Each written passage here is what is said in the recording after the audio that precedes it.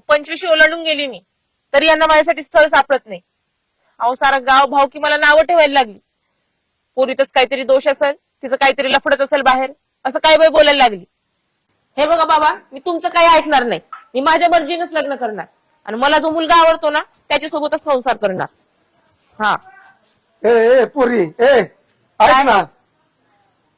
अगं तुझ्या पद्धतीने लग्न करणार, समाजातील लोक काय म्हणतील, भावकीतील लोक, गावातील लोक काय म्हणतील? अहो काय म्हणतील म्हणजे, मग आतापर्यंत मी घरात पडून होती तेव्हा तर विचारायची ना तुम्हाला, तुमच्या पोरीचं लग्न कधी करताय, कधी जमवताय तिचं. मग आता मी स्वतःहून लग्न करते ना, मग आता कशाला काही प्रॉब्लेम?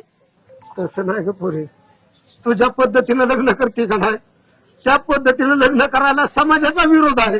त्यामुळे मी तुला सांगतो, तू तुझ्या पद्धतीने लग्न करू नकोस. अहो पण विरोध कशा बाई, मी काही चुकीचं करते का?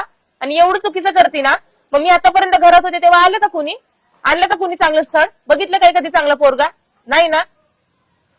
अहो ह्या असल्या लोकांमुळे ना आमची वाट लागतीये. जाऊ द्या, जाते मी.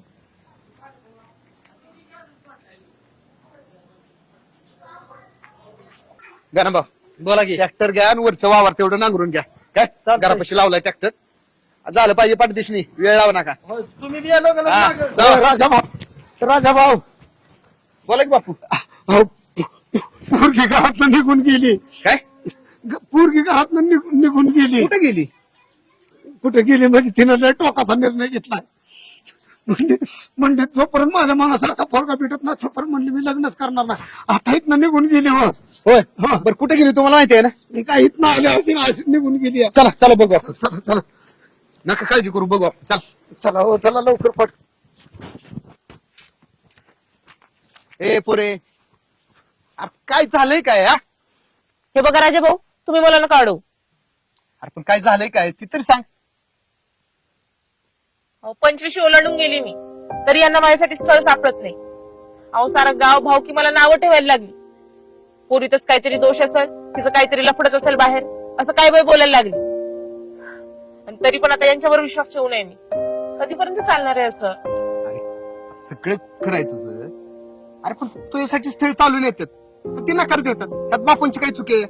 अहो कधी पसंत पडणार आहे यांना? आणि एखादी स्थळ आलं ना तर यांचं सारखं तसंच असतं. पोरग दिसायला चांगलंय पण घरदार नाही, घरदार आहे तर शेती नाही, शेती आहे तर जॉब नाही, आणि जॉब आहे तर परमनंट नाही. अहो असं केल्याने होणार आहे का काही? सगळं पटतंय तुझं, आपण बापू तुझ्या भल्यासाठीच करतात ना. राजाभाऊ, काय झालं नेमकं? काय नाही ते नाही, काय झालं ते समजेल का जरा? नाही काय झालं. आता तुम्हीच बघा, हा दिप्या 5 एकर वावर आहे, चांगलं काम करतो, कमवतो, आणि पोरग निर्व्यसनी, बायकोला चांगलं सांभाळू पण शकतो. पण का होत नाही याचं लग्न? कारण तो शेतकरी आहे आणि त्याला नोकरी नाही. शेतकरी आहे आणि नोकरी नाही म्हणून तो काही उपाशी झोपतो का? अहो वर्षभर पुरेल एवढं धान्य त्यांच्या घरी पडलंय, अजून पोटाला काय पाहिजे सांगा बरं? ए पोरी, तुला काय म्हणायचंय? दिप्या, तुला लग्न करायचंय का रे? मस्त करायचे पण कोण पोरगी देत नाही. माझ्यासोबत करशील का लग्न? तुझ्यासोबत हो. दारासाठी का पण तयारी. ए पोरी, अगं तू काय म्हणते तुला कळतंय का? अहो बाबा, जरा विचार करा की. हा? तो नोकरदार नाही, शेतकरी आहे, पण कधी उपाशी झोपतो का? त्यांच्या घरच्याला उपाशी झोपवतो का? नाही ना. आणि तुम्ही डोक्यातून हा विचारच काढा बरं की एखादी चांगलं स्थळ येईल आणि मग माझं सगळं चांगलं होईल. शेतकऱ्याच्या घरी कधी पोरी सुखी राहत नाही. हा, मान्य आहे तुमचं की एखादी चांगलं स्थळ येईल, त्याच्याकडे जमीन जागा सगळं असेल, भरपूर पैसे असतील.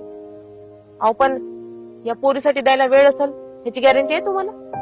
हा, तिच्यावर भरभरून प्रेम करेल, सुखात ठेवेल, ह्याची तरी तुम्ही देऊ शकता गॅरंटी?